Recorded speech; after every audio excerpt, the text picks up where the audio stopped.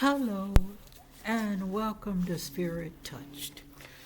We're going to be talking about the favorite subject of a lot of people who sit in the pews and those who stand behind the pulpit. And yes, I'm kind of fond of thinking about that place too.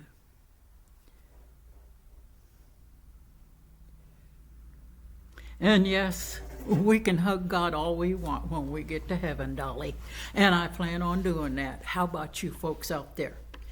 We need that hunger for heaven that can only be filled with spiritual truth about it from the Word. Therefore, do Colossians 3:2. Shamayam, shalem is Hebrew for heaven. Luke 23:43 calls it paradise. In 2 Corinthians 12:2, Paul talks about the third heaven. So there are at least three. Number one is the atmosphere, Isaiah 55:10 and 11. Number two is the universe, Genesis 1:14 through 17, which the heavens declare according to Psalm 19:1 and Matthew 24:29. Number three is the highest heaven where God lives. Solomon called it the heaven of heavens in 1 Kings 8:27.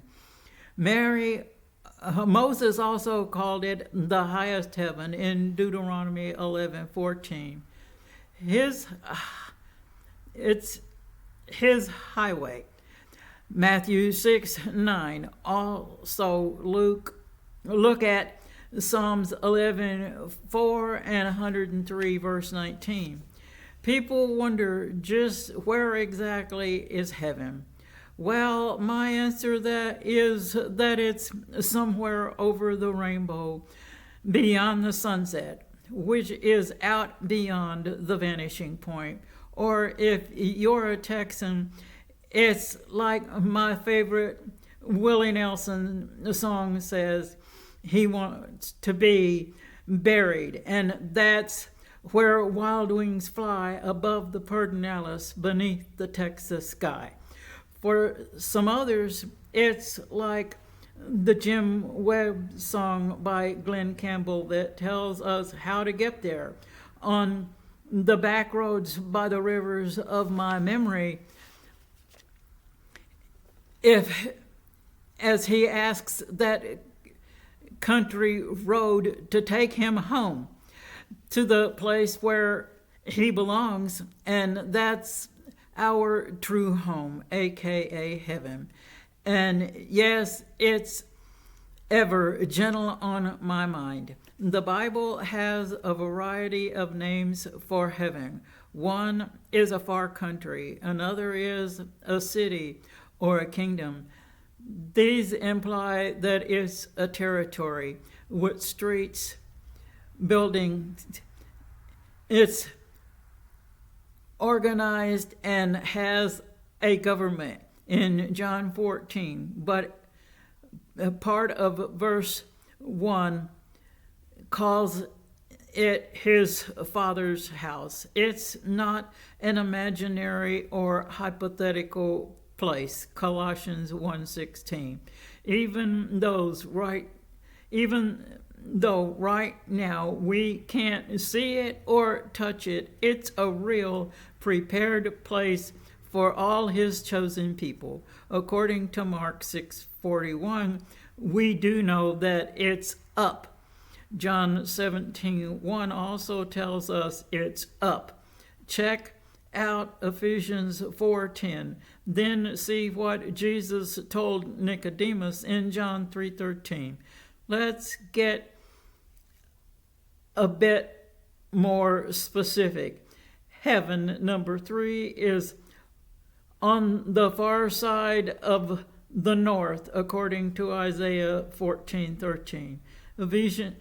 Ephesians 4:10 tells us it's far above all heavens, meaning those that we knows that we can see something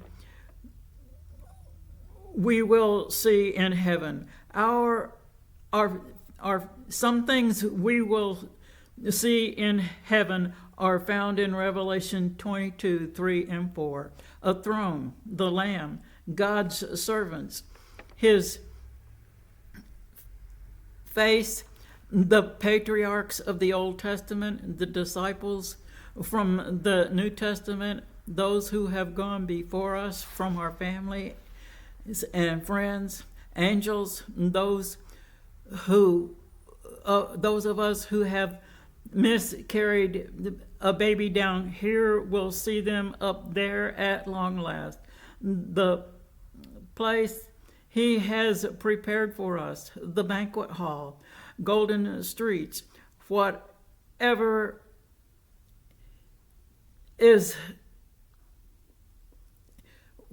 our inheritance is, that's where it is. Where our real residence is in heaven, and according to Philippians 3:20 and 2 Corinthians 5:20, we are ambassadors for Jesus while we are down here. Yes, we do have diplomatic immunity. Matthew 5:12 tells us we also have a reward in heaven. Matthew 6:21 tells us that if our hearts are in heaven, then we will have treasure up there waiting. How do we get that treasure? By inviting in heaven while investing in heaven while we are down here. That includes tithing, witnessing, giving of our time, our gifts, and our presence with him. Our gifts include singing praises, teaching young people, pastoring, other ministries for him. Look at what Revelation 21:27 says, and be forewarned that not everyone is going to heaven. Therefore, we will see the Lamb's Book of Life. Yes, we will see those two trees of life and the river of life. That Lamb's Book is like the one at fancy restaurants down here. If you want to eat there, you have to make a reservation. So if you want to be in heaven, make sure you have one. You see, if you don't know Jesus down here, then you can't get in up there. John 14:6. Accepting Jesus as Lord is the only way you can RSVP. Do it now. Don't wait. All it costs is giving up your sin. Yes, it will be worth it. Many people no longer believe in God. They don't understand that without him we have no hope. You see, he put eternity in our hearts along with a yearning for him. There's is an afterlife. It's a biblical truth that cannot be divorced from historical reality or the resurrection of Jesus. Our soul is what's really us, and our body is its house while we are alive. Luke 16:19-31. How rich or poor you are doesn't decide if you go to heaven. It's the status of your soul, meaning, do you believe in Jesus? Some Christians do not believe in hell. However, the word is very clear. Jesus talked about it. The book of Revelation doesn't mince words about it. You may send your prayer request to He Answers TWO@gmail.com. And if you've already accepted Him, I'll see you up there.